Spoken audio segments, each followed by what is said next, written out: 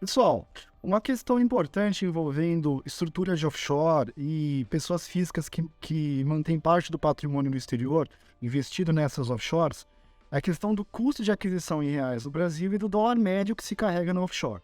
Por que eu trouxe esse ponto aqui para comentar através do vídeo? Até em razão de uma consulta recente que eu tive de um cliente cuja pergunta tinha pertinência, porque quando você tem uma estrutura em offshore e você faz remessas constantes no decorrer do tempo para capitalizar essa offshore, o que acontece é que você vai carregando um dólar médio à medida em que se faz cada remessa, né?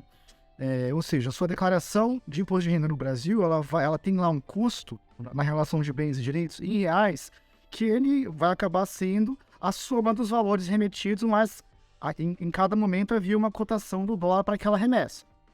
E em razão disso, eu carrego um custo médio, né, um dólar médio da participação societária no offshore.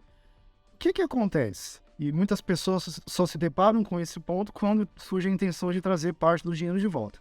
Veja, quando a gente quando o investidor ele pretende repatriar parte dos recursos, e normalmente essas estruturas, elas são estruturas que têm 5, 10, algumas 20 anos ou até mais, e eu vi muito isso em 2016, na época do RERCT, que foi a regularização de recursos do exterior, aquela lei específica.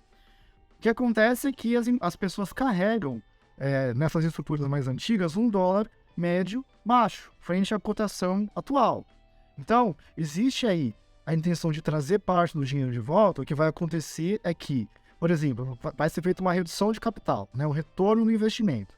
O que vai acontecer é que eu vou ter que fazer proporcionalmente a apuração do ganho da variação cambial. Então, se eu estou trazendo parte do dinheiro, o valor que eu estou trazendo na cotação de hoje, do dólar, porém o meu custo de aquisição na pessoa física, ele é um custo proporcionalmente muito menor à cotação atual, e eu tenho um ganho. Eu tenho que proporcionalizar o custo frente ao valor que eu estou trazendo agora, que está num dólar maior. E isso acaba me gerando um imposto sobre o ganho de capital também mais elevado. Então, o que o cliente me perguntou, eu achei interessante comentar aqui, é o seguinte: olha, tem lógica, tem coerência, eu que pretendo continuar fazendo remessas, ter uma estrutura à parte para concentrar as minhas novas remessas nessa nova estrutura, e em razão disso eu vou passar a ter uma opção de custo médio mais elevado nessa nova estrutura? E a minha resposta foi: sim, tem coerência. O seu raciocínio ele é lógico. Por quê? Porque você vai ter uma opção de poder, de repente, retornar o investimento numa situação de menor variação cambial, né? Veja, não vamos esquecer que a variação cambial, ela diz que a pessoa teve um ganho, né? E por isso que tem tributação. Mas se a intenção é eu ter uma opção ali para desembolsar menos tributos, menos imposto de renda sobre o ganho de capital, a depender da minha intenção de repatriar os recursos, eu passo a ter uma outra opção, né? Não só uma offshore, porém outra offshore com um custo médio em dólar mais elevado, mais ajustado, mais próximo da cotação atual. A desvantagem disso, né, do ponto de vista financeiro, é que eu passo a ter mais uma estrutura para carregar. Custos anuais de manutenção, custo de constituição, e isso pode ser irrisório, ou isso pode ser ok, a depender do volume de investimento que a pessoa tem lá fora, né? O custo de uma nova estrutura pode ser algo razoável, aceitável. Mas, de fato, é um ponto que eu vejo